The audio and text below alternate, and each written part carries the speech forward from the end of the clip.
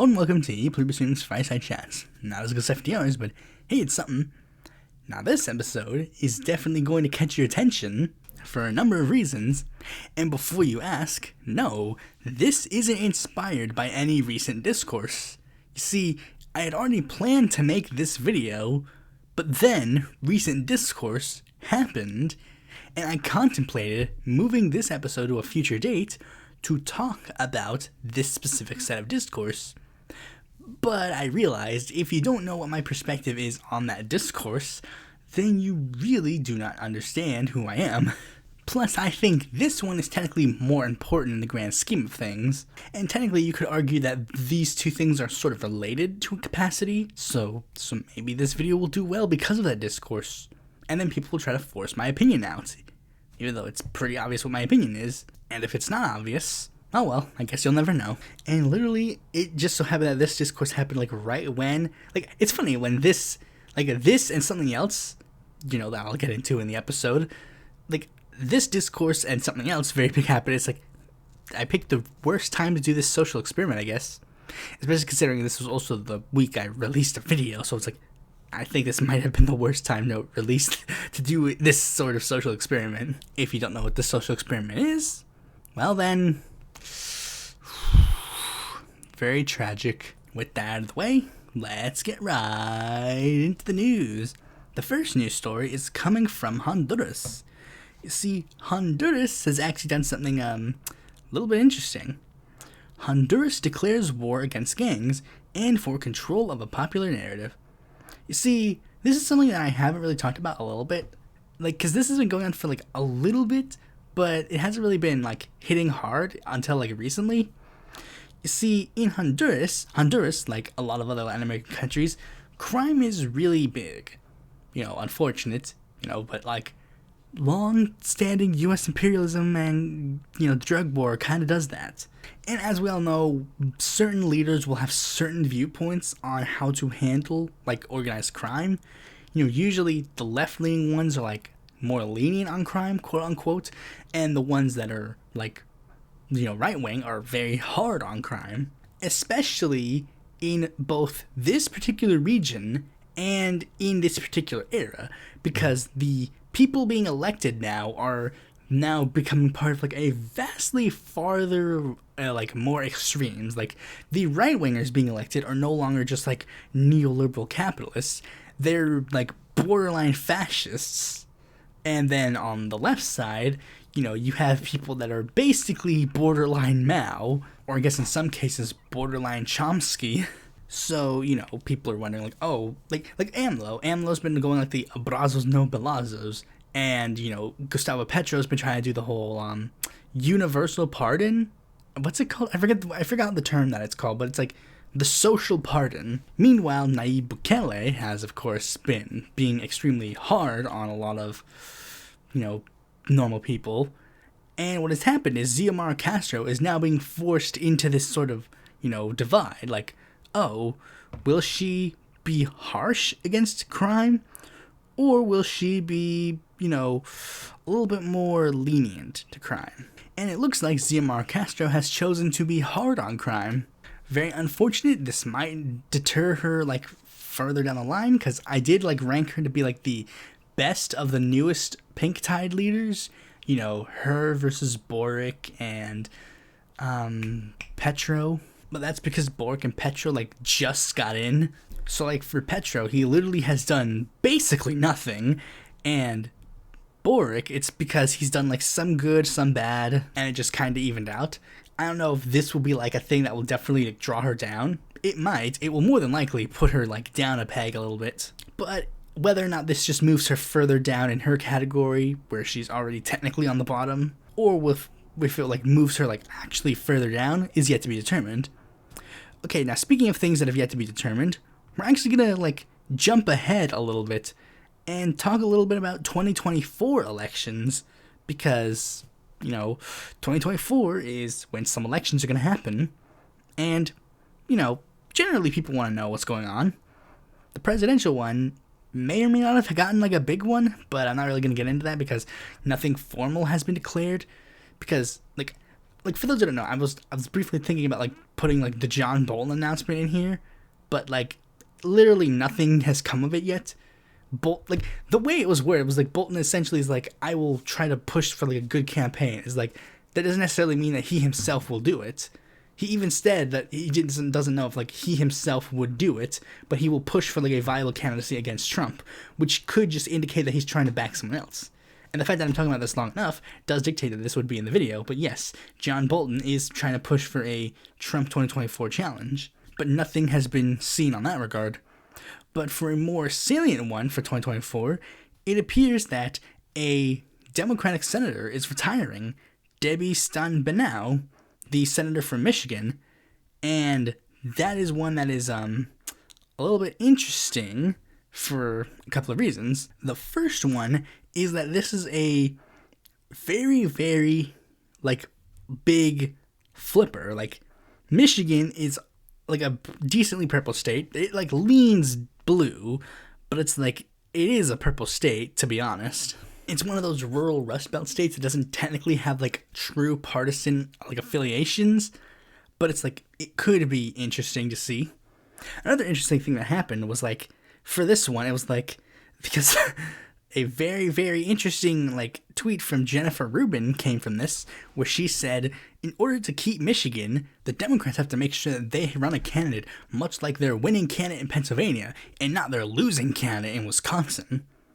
You know, she's trying to make a big reference about, like, oh, you see, there's certain candidacies that work in the Rust Belt, but then certain candidacies that don't work in the Rust Belt. Except the problem is, the literal only difference between Mandela Barnes and John Fetterman is that Mandela Barnes is black. Literally, that is the only difference between the two. They were both Bernie-endorsed, Bernie-supporting, progressive lieutenant governors. The only difference between the two's races were that Fetterman had an open seat, which makes it infinitely more easy to win, and Barnes had to run against an incumbent, which makes it harder. And I literally just checked to see if she deleted that tweet. No, the tweet's still up, and there are people who are legitimately defending it, and even like, people are literally saying, like, you see, Mandela Barnes, you see, he ran as, like, a super Bernie bro, so that means that is why he lost. But it's like, Fetterman ran as that too. You guys literally just want to say racist things against Mandela Barnes. That is literally the only thing that is the difference between Barnes and Fetterman. Unless that's your whole point and you're trying to make the claim that a lot of Americans are racist, which is true. I mean, that could be a point that you're trying to make. But, you know, most normal people don't try to make that point. The next piece of interestingness comes from the fact that there are now a lot of people who are very much interested in this seat. Like, one of the bigger ones on the Republican side is John James, a person that they have been, like, parroting around for a couple of races now. And it was even funny because, like, they were saying this, and he was like, dude, I literally have not even become a member of Congress yet. Calm down. But, of course, more pressure has come from the Democratic side, and there have been a lot of people who have been floated as potential people to run. Here's one interesting one. Gretchen Whitmer, the current governor of Michigan, who is denied wanting to run. Whitmer's been, like, a Democratic, like, god for some reason. I don't understand why. I guess it's just because they need just, like, someone that's like, we have proof we can win in the Rust Belt. Pete Buttigieg, who moved to Michigan to be with his husband, he was floated as a potential candidate, but he said no. Current Representative Dan Kidley has been floated as a potential candidate, and he said no. And even Shidi Thanedar has been floated as a potential candidate, because many people were making the joke, like, he could just run in this seat, and with a crowded field, he could just waltz into the Senate seat like he did in the last cycle. But he has chosen to not run as well. However, what has really been going on is sort of the divide between, like, the establishment and the progressive wings again, and each side has floated 3 names in contention. First, we'll start off with the establishment side, because their side seems to be ready, because, like, almost immediately, they floated the idea of Haley Stevens, Elisa Slotkin, and Debbie Dingell as potential candidates. And Debbie Dingell, she would be the one that makes the most sense, because to a degree, Debbie Dingell has, like, some progressive bona fides, but, you know, she kind of is just, like, more like that generic, like, centrist populist type thing. Haley Stevens is just there. Elisa Slotkin seems to be, like, Dingell and Slotkin are the only ones they actually care about, because, like, Dingle, just big name, and Slotkin, because Slotkin has actually run in a swing seat. Like, she's in a swing seat right now, so it's like she does have like a shot to potentially win. But I make the argument, it's like if she's in a swing seat, like I think a safe seat is one that you would probably be more willing to risk, because it's like if you lose, then you can at least keep a member of your party in that seat. Like, that just makes the most sense to me. But then again, I also understand the idea of like, if she could win in a swing seat here, then she could probably win a swing state. So it's like, I guess it makes sense. But of course, I'm more interested on the progressive side of things. The first name that was floated is almost immediately Andy Levin. Like, Andy Levin was almost immediately floated as a name, because it's like, we just lost the man in the House, so it makes sense. Like, he's open, he can run for the Senate. His uncle used to be the guy who was in charge of the other Senate seats, so he has, like, name recognition, but unfortunately, he has said no.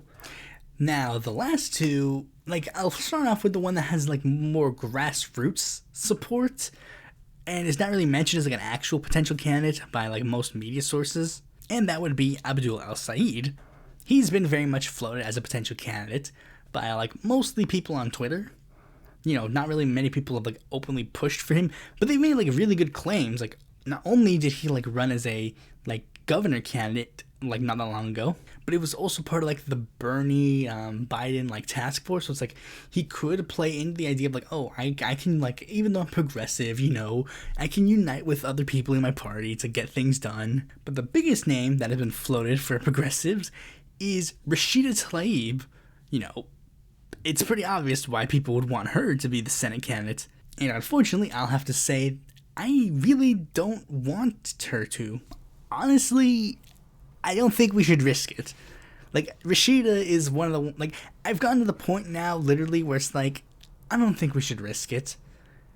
Like maybe after she's, like, had a couple of terms in the House, like, maybe after term 3, we could think about having her run for a higher office. Or, I guess, term 4. I don't know when the next Senate seat's up for grabs. Like, basically, whenever the next Senate seat's up for grabs, she can choose to not run in re-election that time, and she can run for that. Although, that time, maybe that guy... Like, I don't know.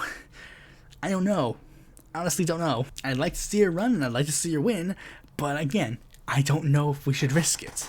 The one that I'd probably be most interested in seeing is Abdul El-Sayed, or Levin, because legitimately, I'm at the point where it's like, yeah, they're expendable. We don't need them anymore. Like, one doesn't have any job, as far as I know, and the other one is, like, a speaker, or, like, a whatever. They're not important. Speaking of people who are not important, January 6th rioter Derek Evans is going to run for Congress. Like, for those that know, there was a state senator in West Virginia who was part of the January 6th riot. He was arrested and convicted for trying to overthrow the United States government, and, now he is going to run for Congress. I don't know if he's the first person to do this to run for Congress, but it was bound to happen at one point.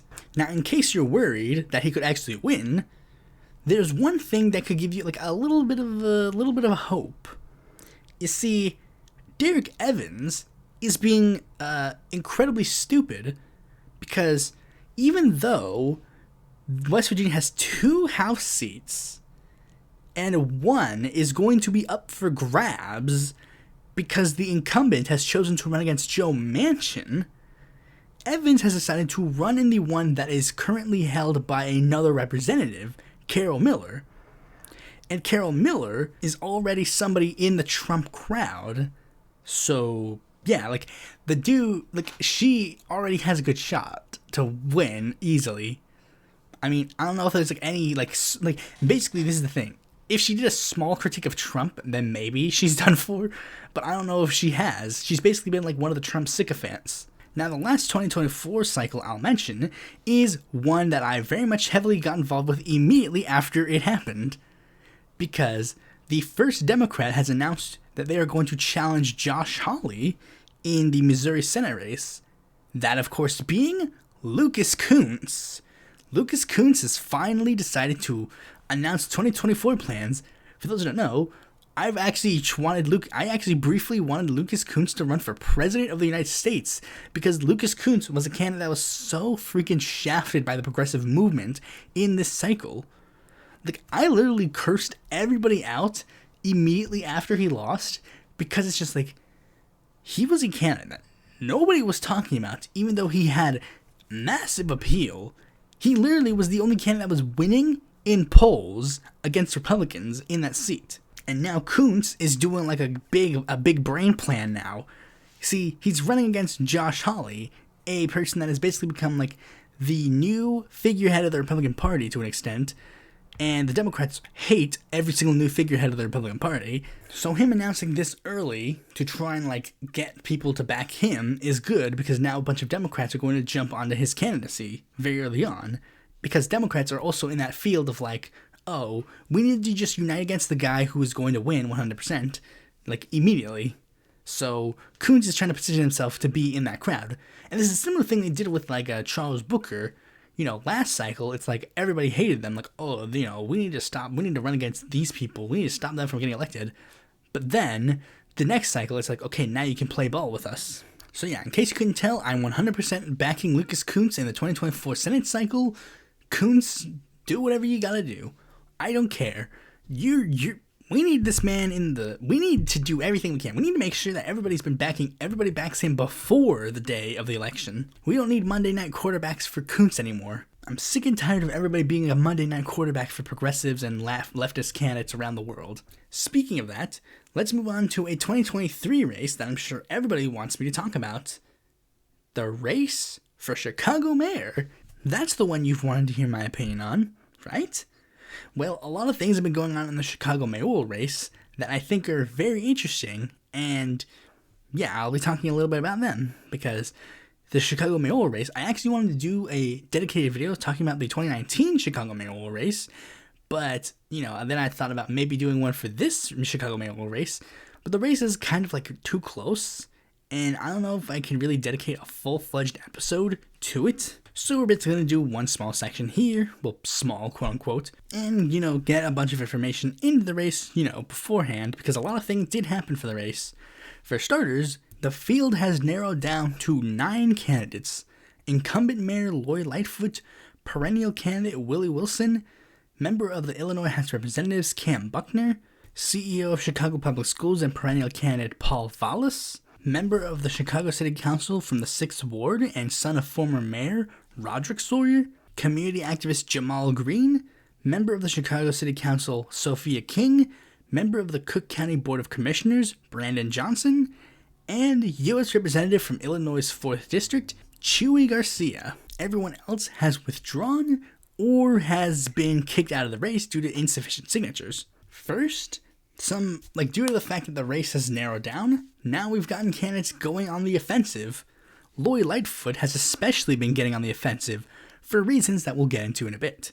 The one that she has been attacking the most is Chuy Garcia, and one of her biggest points of contention with Chuy Garcia has been, she did this, little animated ad where it's like, Chuy Garcia is getting money from FTX. And that point of contention is failing because Lori Lightfoot has also gotten a lot of money from FTX.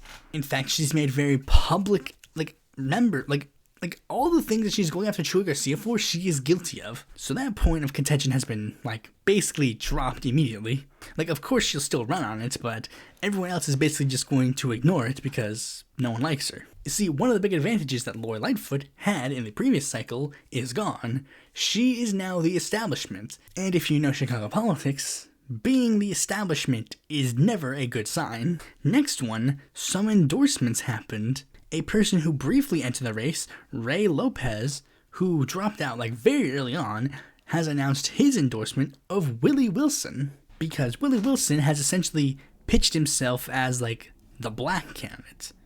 Now, I know that's kind of interesting to say, considering basically all of the candidates in the race, with the exception of Vallis and Chuy, are black. But when I say that, I mean Willie Wilson, especially in the last cycle, he does really well in African-American neighborhoods, and he's sort of become this face for Chicago. Not necessarily a face of actual big political change, but he's sort of a face of he's there and people like him. In fact, he even got in a little bit of trouble because of how much people liked him, because he, one of the things he did in the last cycle that got attention was the fact that he would go to black churches and then give them money, and then those churches would then endorse him for mayor. So people were like, aren't you like just buying the churches? And it's like, no. When, yes. Now, him doing well in black neighborhoods would be all well and good on its own, but it's also the fact that he usually does good where other candidates do incredibly poorly in those neighborhoods. So Willie Wilson sort of has become a kingmaker in at least the last 2 cycles, where his race, like his endorsement, is basically heavily sought after. And this one's especially interesting considering 2 of the people in the race are people that he has endorsed in the past, Chuy Garcia and Lori Lightfoot. And it would be incredibly interesting to see who he would back if those 2 were the candidates to make it to the runoff. Especially considering, much like the last race, both of them technically have claims to being both establishment and not the establishment, I guess. Chuy being representative and Lori Lightfoot being the incumbent mayor. Another candidate that has gotten a very heavy endorsement is Paul Vallis, who has gotten the endorsement of the Chicago Police Union, which Chicago media sources say is basically a good and a bad thing. Good because it solidifies a particular political base for him, but bad considering that political base is not that well liked in Chicago. Especially considering, in Chicago, Republicans are nothing. Like, they are literally nothing. So basically, Republicans in Chicago basically just have to back someone else. And usually, historically, they'll back like someone like Willie Wilson. But this time, it looks like Paul Vallis is sort of like the go-to candidate for Republicans. And to make note of that, apparently only 2 candidates filed to even get the Chicago Police Union's endorsement: Willie Wilson and Paul Vallis. If you haven't pieced together already, Willie Wilson's black, so I think it's pretty obvious why he didn't get the police union's endorsement. Another thing that's been interesting for this race is that there are 3 big progressive candidates. Well, I guess technically 2 big progressive candidates and 1 more. Jamal Green is, he's not really that big of a candidate, but, he's still notable because he is one of the candidates. But the 2 big candidates for the progressives are Chuy Garcia and Brandon Johnson. Chuy Garcia, of course, being a long-standing progressive figure in Chicago politics, and Brandon Johnson, of course, also being a pretty big name for progressives in Chicago politics, considering he's one of the heads of the teachers union.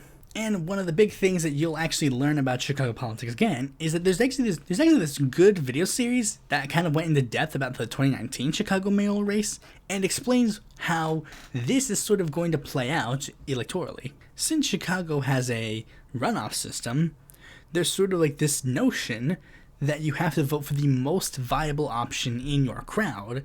So, for example, people who might be inclined to vote for Brandon Johnson or Jamal Green might think, probably best to vote for Chuy Garcia, just to make sure that we have a progressive option in the runoff. A similar notion was held in, the last election cycle, where it was people saw the, establishment candidate of Richard Daley as guaranteed to make it to the runoff.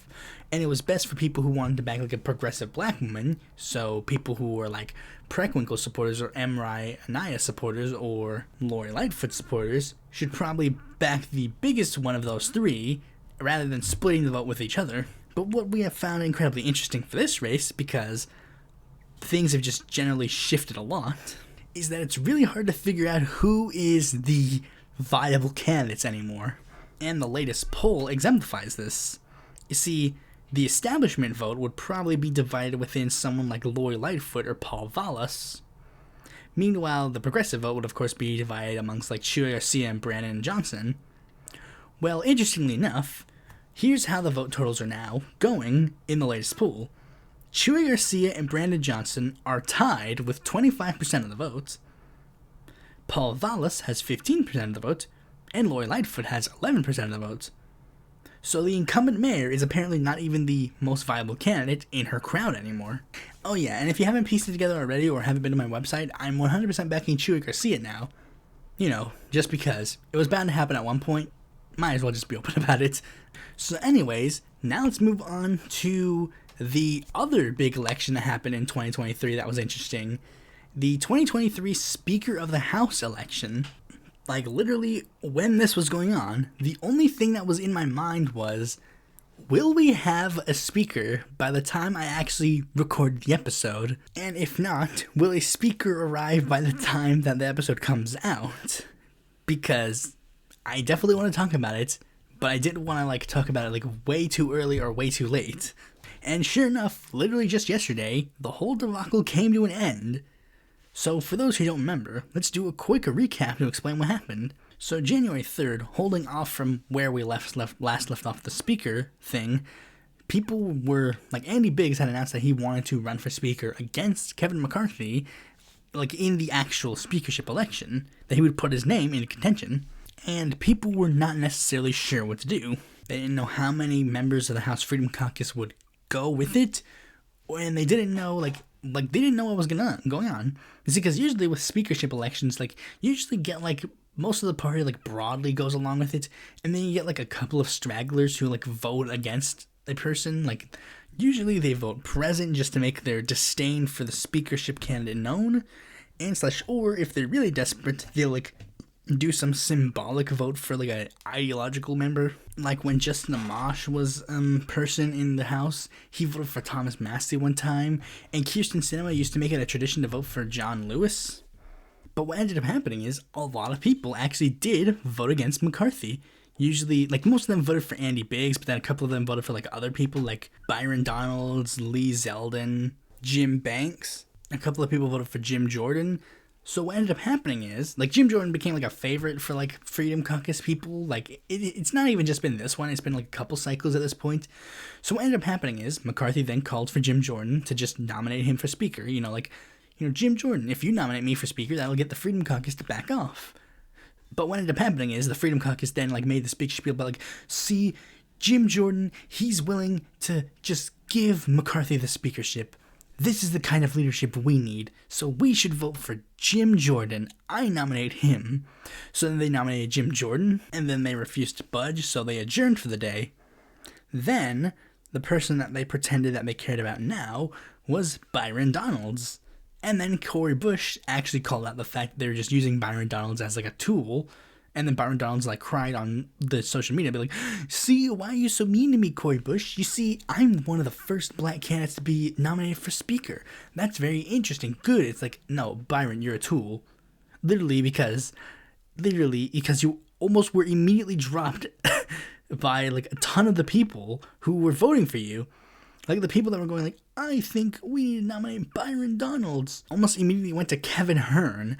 You see, and you even started seeing there was divides between the groups. Some people were trying to be practical in a sense, whereas others just wanted to flip-flop around. Matt Gaetz, he flip-flopped from being I want Biggs, I want Jordan, I want Donalds, I want Hearn, I want Trump. And then everybody went on to get their spiels. Democrats went online and be oh, I'm getting my popcorn. And then, Republicans, the Freedom Caucus people were, getting their voice clips in. Matt Rosendahl, the guy from Montana 2, there was this one time where it's he was going to vote for Kevin, Hearn, but then, he paused after the Kevin, he was Kevin, and then he looked around, and then he said, Hearn. Obviously, trying to troll McCarthy. There was even one part where, Marjorie Taylor Greene, who was, the one person who was, very interesting. She was the only, member of this. I thought she'd be one of the people to do this, but apparently she actually just wanted to vote for McCarthy because apparently that was what Trump wanted. Trump just wanted them to just vote McCarthy and be done. There was a moment where she had Donald Trump on the line to Matt Rosendahl, and he was, brushing Trump off. It's dude, these are the people that are supposed to be the super pro-Trump people. One person who was voting McCarthy, kept voting present. All of a sudden, it was oh, what does this mean? Looking like the game plan was simply just to get a present vote done. And this went on for, a couple of days. January 4th, January 5th, January 6th. I was actually even to the point worrying about a conspiracy theory. I was thinking, is the whole point of this so that the House does not have, an actual Congress? So that January 6th rioters could come back and then try to take over the White House? And then slowly you got some people who were part of this Freedom Caucus thing voting for McCarthy. And it wasn't until you got a couple of people who were holding out, but again in various different ways. But eventually it came down to Andy Biggs, Lauren Boebert, Matt Gaetz, Matt Rosendahl, Eli Crane, and Bob Good. Like, those were the ones that were like the holdouts. They were still voting for people, whether it be Jordan themselves or each other. Like, they were still voting. Each one again trying to get their 10 minutes of fame. Like, and they were even doing the thing where it was like they wouldn't say who they were voting for on the first like shakedown of voting, and then it would be at the ending where they would just reveal, oh, we're voting for the person again, lol. But eventually, ballot 14 is when people started realizing, oh crap, things are getting good, because Boebert and Gates voted present, but the other people still voted for people. So it was like, is it over? And then, like, right when it was time to adjourn, like, things were going good, but then all of a sudden, Matt Gaetz walks up to Kevin McCarthy, he says a thing, then all of a sudden Kevin McCarthy clearly mouths out, this is the one, and sure enough, all the holdouts voted present, thus ending it. Like, I actually thought that it was over earlier, because I thought, like, when Gates and, like, Boebert voted present, I thought it was over. But it was like, oh, they needed, like, one more present or one more yeah. Like, and again, each of them made sure to get their, like, 5 minutes of fame. Like, Eli Crane, he said present and then immediately left the chamber. It's like, that's the exact opposite of present. And during this, one of the big things that happened is that people were claiming that Force the Vote worked. Despite the fact that, again, Force the Vote is a useless hashtag, wasn't an actual political strategy, and didn't even account for any of this. Because, like, this is, because again, like, if you know anything about Force the Voters, one of the big things is that they kept saying, like, present, like, all they needed to do is vote present, and then they'd win. And it's like, no, if they voted present, then McCarthy would have gotten the speakership, and that was made very apparent during all this. Because if on the first round of this, all the people who voted against McCarthy voted present, what would have happened is Hakeem Jeffries would have won. And it literally ignores the fact that literally, during this speakership contention, Matt Gaetz told Kevin McCarthy he didn't care if Jeffries won the speakership due to any of this. Because he acknowledged that was the threat for McCarthy. That is the threat. The threat was that he wouldn't become speaker and Hakeem would. That was the threat. And it was a vastly different scenario because you were expecting all this Force the Vote nonsense to happen during a very contentious time of COVID-19. But of course, they don't like you to think that because a lot of the people who spread Force the Vote are also COVID deniers. But you can't say that part because if you do, that it would have to force the voters to acknowledge the fact that their, like, person that they're following is a COVID-denying right-wing piece of filth. No, Jimmy Dore was not proven right. No, Brianna Joy Gray was not proven right. No, Revolutionary Blackout Network was not proven right. And you literally can't even claim that without even doing this. Like, one of the big things is this. They are saying, like, oh, we were proven right because, you see, they got some concessions. It's like, again, like, the concessions you were asking for were vastly different from the concessions these Republicans are asking for. These Republicans are literally asking for a rules package and the ability to possibly replace him as speaker down the line.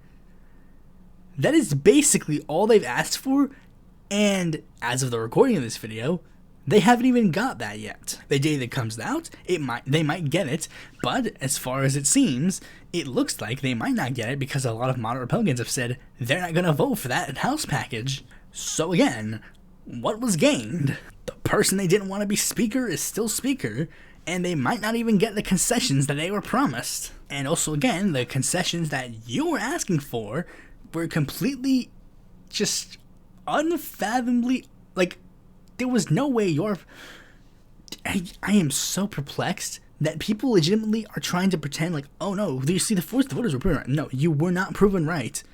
Force the Vote was, again, a useless hashtag that was built specifically just to introduce a wedge issue for the online left to further divide them from their elected officials that has literally zero understanding of how the legislative process works, that had a completely different interpretation depending on who you asked.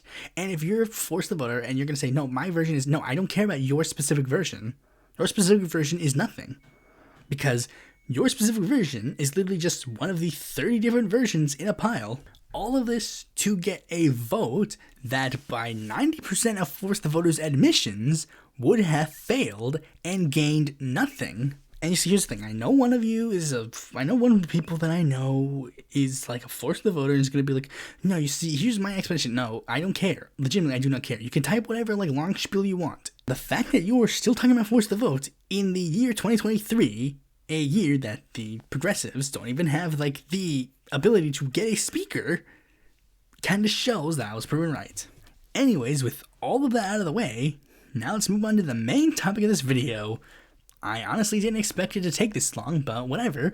Hopefully this one at least kind of rivals the length up to this point. And for all the people who saw that title and thumbnail and decided to watch the full thing instead of just skipping to the main topic, hopefully you enjoyed it up to this point. But now you can finally get to the thing you actually clicked on here to see. First, I guess I have to answer this. Why are you making this video? Well, you see, the thing is, the left has historically been a bit more sex positive than the right. You know, that's kind of like a big thing on the left. Sex positivity. And while that is good in a lot of ways, it destigmatizes the LGBTQ plus community. It helps keep people informed about safe sex, it destigmatizes sex work, it gives women more power, and it generally helps people get out of like a prudish and chauvinistic view of sex and relationships. That's all well and good. It does have a lot of issues as well, ranging from the small things like, oh, this person on Twitter is like a little too horny on main, to this person on Twitter or YouTube has been sexually harassing someone for a long period of time, and they just didn't notice. People will take advantage of the sex-positive nature of the left and use it for their own nefarious purposes. And we've sadly seen this in a lot of cases. And it's not just in the left sphere, but this is particularly like hyper-focusing on the left sphere. I managed to even include 2 prominent examples in the thumbnail. And no, it's not me. I'm talking about David Silverstone and Caleb Maupin. Though granted, Caleb Maupin isn't a left-winger, he's basically like a right-winger with a hammer and sickle emoji. But you get my point, like, people in this space will use our sex-positive nature for their own nefarious purposes, even when they're claiming that they're going against the sex-positive nature of the left. Like Maupin very heavily tried to do. Now you see, one of the things that I saw, like with a lot of these stories popping up, you see, I would assume that there would be like sort of like a guide on this at this point, especially with a lot of newer names popping, like with established names, you sort of see how this works, but like it's probably best for the people who already exist to use the good example, like use all the good and bad examples that we've had previously and try to make a guide for people in the, like who might be up and coming people or people who are just entering the space. And sadly, there really isn't any. The closest one there was like Xanderhull, but I think it was like a generic like dating tips video. And since no one else will do it, I guess it's up to me. This is a guide for sex and romance in LeftTube or Left Twitter or whatever. For people who are just entering the scene to people who've been here a little too long. Hopefully this guide can help you at the very least a little bit. Now, this isn't like a pickup style video, so if you came here for that, you're sadly mistaken. This isn't going to be me teaching you how to get people to be in a relationship with you, because believe me, if I knew that, I wouldn't be making these videos. This is more just general advice to make sure that there isn't any trouble moving forward. Whether you've already approached someone, or whether you want to approach someone, or if someone's approached you, or if you and someone else has approached each other. This is mostly for the people who just stumbled into having this, not for people who are like actively trying to do something. Okay, so first is the biggest, most important rule. CONSENT. Consent, consent, consent, consent, consent, consent, consent, consent, consent, consent, consent. Consent. Everybody involved needs to be consenting and on the same page about everything going on. If you are in a relationship and you want to like date someone like online on LeftTube, you need to be in an open relationship or you need to be in a polyamorous relationship. No cheating here. I don't care how hot it is. Everybody involved should be above board. Everybody should understand what's going on. No sneaking behind each other's backs unless it's to give each other a hug and kiss, consensually of course. And also need to be reminded, consent can be revoked at any time. And yes, that also means during you-know-what time. And as little as this happens, we need to be sure and understand this. Yes, even if you're in the middle of thrusting and your partner revokes consent, it's okay to be mad in the sense like, oh man, I was about to finish. But you still gotta stop on red. Smartphones in bathrooms exist for a reason. On that same vein, if a line is drawn, do not cross it without them explicitly saying you can. If a red light is given, you stop immediately. If you're flirting with someone and they say, I'm not interested, flirting is done. No more flirting. If you're sending lewd text to someone and they say, I don't want that, lewd texting is over. If they give the go-ahead in the future, go ahead.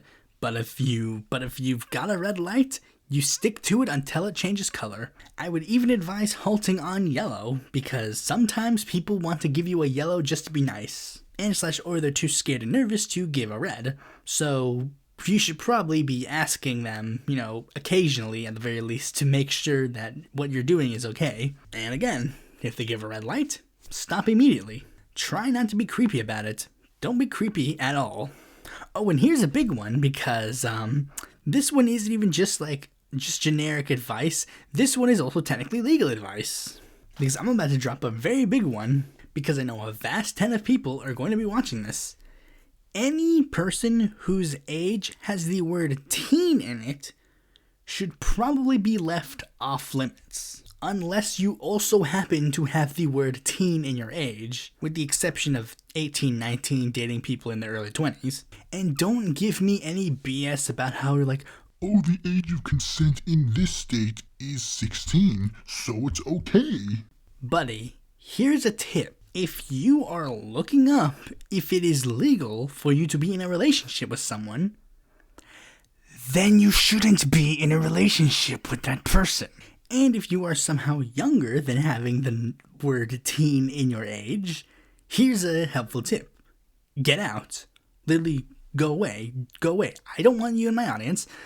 You shouldn't be on this sphere. You should be going, doing something else. Do not talk to strangers online. Delete all your pages or lock them so that you can only be accessed by people you know IRL. Legitimately, you shouldn't be here. I don't know why you would be here, but this is just in case you happen to stumble upon this. And one more thing, I'm not giving the go-ahead for someone who is 19 to start hitting on a 13-year-old. If you are doing that, stop. No, listen, stop. Stop right now. Stop. Leave. Delete your social media. Go to a therapist or a police officer. Now, I know what you may be saying. If you go to the police officer, you'll probably go to jail and then get shanked by a couple of people in prison. But the talk of that actually leads into the next section, where we talk a little bit about power dynamics. Which, of course, the first one that we'll obviously have to talk about is one that we've already talked about a little bit. Age. Age is one of the most prevalent power gaps that we know in a relationship. And it's a wary place to go both legally and morally. You see, we as a society have seemed to come to the conclusion that the second you turn 18, everything becomes magically okay. The second you turn 18, all of a sudden, there's no more power dynamics in a relationship. You're now a legal adult, so ergo, there's no issues if you find a relationship with anybody else. Objectively, that is completely incorrect. You see, this is one of those big, weird, inherent things where it's not really coming from a legal argument, it's coming from a moral argument. When you turn 18, you don't magically become a new person. And ironically, the people who have made this case are the people who really should not be making this case. One common thing you hear is that there are a lot of guys that try to say, is there really that much of a difference between 17 and 18? And of course, when you are, really young adult, you do think legitimately, yeah, there is a difference. But then when you get older, you start realizing stuff, because, one of the big things I think one of the biggest things that made me realize this was, the case with Jew Wario. For those who don't remember, Jew Wario was a, YouTube, creator who basically, hung out with a bunch of 18-year-old fans, and he was a 40-year-old man. He was hitting on them, and a lot of them were very uncomfortable with it, but they liked it because they wanted to get with a famous internet celebrity. And then they kept trying to make the arguments of look, even though I was 18, I still had the mind of a teenager. And it's well, I mean, that makes sense that you would still have the mind of a teenager. You're still a teenager. You've for the most part, there are a lot of you either like just got out of high school or you like are still in high school. So it's like you would still have that mentality. So ironically, the dirty pedophiles that are trying to make the argument that they should lower it is actually making the case that it should be raised. And I didn't start noticing this until like I got to the point where 18 was like decently younger than me. Like I'm not even that old. I'm only 22. But one of my younger siblings is 18, and I don't view him as an adult. I view him as a child, because even though we're in a similar age range, there is still a noticeable difference. I was leaving high school when he was entering high school. And a lot of people, like, I would just listen to the YouTubers, like, say, like, yeah, people don't really become the person they are until they hit the age of, like, 25. Because, like, 25 is when your prefrontal cortex, like, fully develops. And by that time, you've gone through a quarter of your life at that point. Because, you know, the typical idea of, like, a human age, it would be, like, 100. But it's, like, of course, you know, humans don't necessarily live that long. But, you know, generally, that is, like, what a quarter of your life would be. You've been through your developmental stages. Now you've developed into the person that you will probably be, at least until you reach a certain other milestone in your life. Like, probably by the time you're 50, you know, you will change a lot more. And more than likely a little bit before then. You'll still, of course, have, like, general beats and, like, patterns from back during your 25, but you will definitely be different. Much like how, if you're 25, you'd say that you're probably a lot different than you were in high school. You have, like, beats and patterns from that time period, but you're older and you've changed a bit. Like, honestly, even though when I first heard of it, I thought it was, like, a stupid tool. Honestly, this tool is actually a pretty good one. The your age divided by 2 plus 7 and the your age minus 7 times 2 tool. I thought that was a dumb tool in regards to how you would date, but it turns out that's actually a pretty good tool. Now, of course, don't use that in, like, a court of law, but of course, you know, like, for example, it would give someone my age, 22, 18 to 30, and it's like, you know, of course, I would advise against any 22-year-olds dating a 30-year-old. But until we can get that age of consent raised to 25, you know, this is what we're stuck with. Now, the next power dynamic comes from something that you may be familiar with. Content creators. Because here's the thing. We live in the online left space. And sadly, we've gotten to the point where content creators are basically our new theorists. But they're also entertainers. But what do those two things have in common? They have a lot of fans. And one thing that is very common is that fans want to try and sleep with someone they're fans of. So common, we have terms for them, like groupies and puck bunnies. And that, of course, leads into a lot of power dynamics as well.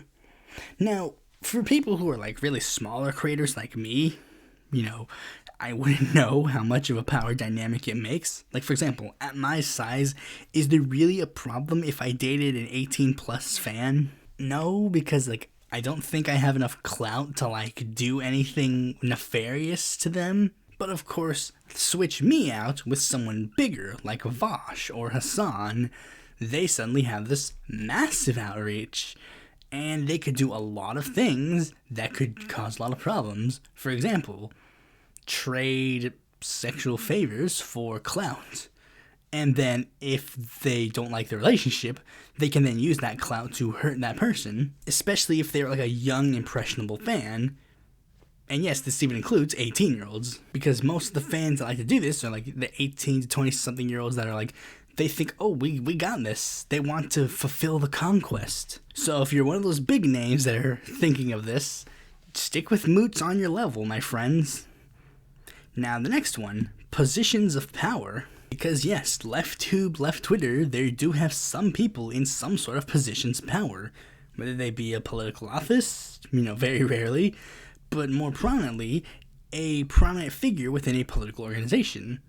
It is best that if you are a person who is a prominent figure in a political organization, to not pursue any relationship with anybody you have any power over. The power dynamic there is incredibly harmful as well. There is no such thing as a consensual relationship between employer and employee. That relationship has a level of coercion that the worst people will exploit and the best people won't see. As their boss, you have the power to fire them or make their employment worse, and as long as it does not break certain laws, you're good. Even if it does, unless it's super blatant, you'll still probably walk. Now, especially in a political sense, this could also lead into another problem, because let's say you're a prominent member of a DSA chair, let's say you're DSA chair of a specific state, you're the DSA chair of Arizona. Then some new college age member of DSA joins up with a gang. They're really excited. They love DSA. They've studied Harrington. They've been inspired by the Bernie campaign. They campaigned on a couple of DSAers. They're a diehard DSAer. They will be DSA forever. That person can exploit them for whatever they need. You need to do this because of DSA. And this has happened in the past. Nation of Islam, the leader of the Nation of Islam, he very notoriously just slept with a bunch of his followers, and it led to Malcolm X to have a divide with him, which ultimately led to Malcolm X's assassination.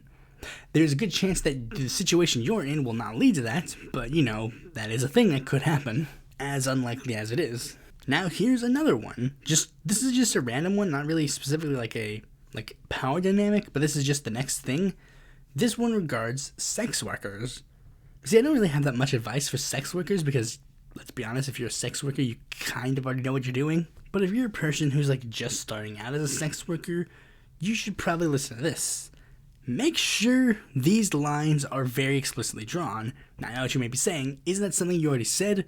Well, this is a little bit different. You see, especially if you're some sort of sex worker, you're kind of giving away something in a relationship to people for monetary profit. If you're an IRL sex worker, you know what it is. But if you're a digital one, it's pictures and videos. Now you might say, well, wouldn't people know that this isn't a real thing? No. There are people that get significantly less than what OnlyFans models give to their most diehard subscribers, that literally will think they're in a committed relationship with a person on the internet. And this will literally just come from pictures on Twitter. Not even explicit pictures, just pictures of hey, I'm walking my dog. People can be creepy like that, yeah. Make sure that your customers know that they're customers and nothing more.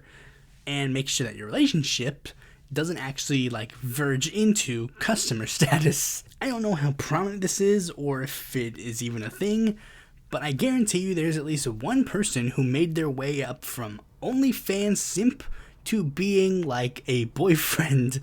But I can assure you, if that has happened, it will not happen to you, so don't even think that that's going to happen. And OnlyFans people, don't try to build that up. And one of the biggest things that I would advise against is don't try to offer the boyfriend package. For those who don't know what the boyfriend package is, you see, some sex workers will do something called the boyfriend package, where it's basically they pay a fee and they basically get treated as if they are in a relationship. They'll get nudes when they want, they'll get some discussions and chats, whatever. Now again, if you're an already established sex worker and you're doing the boyfriend package and everything's being hunky-dory, by all means, feel free to ignore that part. But if you're one that's just starting out and you're thinking of doing the boyfriend package, I would advise against it, because you're not built up to the status where you can make sure things are going okay.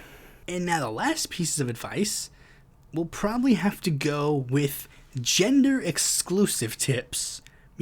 This is ones where I'm going to have to talk a little bit about what can guys specifically do and what can girls specifically do. For people who are gender fluid or non-binary, feel free to focus on the advice that is more close to how you personally feel. Or if you don't feel personally close to either of these, feel free to take both advice. Or feel free to take the advice if you're assigned male at birth or assigned female at birth. First, we'll start off with the guys because they were part of a discourse recently. Whatever specific dating tips you saw from a pickup artist or TV, it doesn't work. It will not work. Just work out your nerves and you're good. That's legit all you need. Just work out your nerves and you're fine. And here's a big one. Take a hint. Guys are notorious for having this problem. take a hint. If you think you have a hint, you should probably ask for clarification, if anything. But learn to take a hint. And the last one, and this is the biggest one, don't use your lack of sexual or romantic relationships as a way to shift into dark places, like incel talk or mitgao or whatever. It is honestly not that big of a deal that you don't have a relationship. I know it seems rough, buddy, and it may hurt, but just keep looking and you'll find someone. Girls, and when I say girls, guys can actually do this too, but just to make sure, this is like ones that I've seen like more common with girls. Make it explicit when you're not into someone, especially if they're male or assigned male at birth. Yellow looks like green to them. They're not going to pick up a hint. So make it explicit. You basically have to treat a male like they're neurodivergent. Because men, when they're in the mood, are way more oblivious than you could even possibly imagine. The next piece of advice, don't try to lead anybody on as a confidence booster. That does happen a decent bit, where someone, and guys do this too, acknowledge, guys do this too.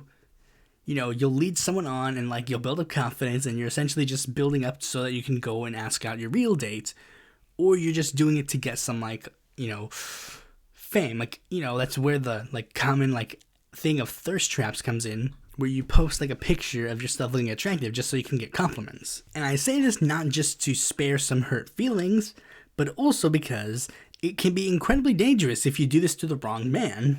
And lastly, and this is sadly the worst piece of advice I can give, but worst in the sense that I have to give this advice, but best in the sense that, this is probably good advice. This isn't exactly relationship advice, but, pack something. Right? Whistle, pepper spray, bat, gun, anything that you could use to protect yourself. And again, guys do this too, unless you're trying to use this on girls that are rejecting you. But I assure you, if you feel threatened by somebody who might hurt you because of anything regarding relationships, definitely make sure that you're protected. But I've saved the biggest tip for last. The most quintessential tip of all of this.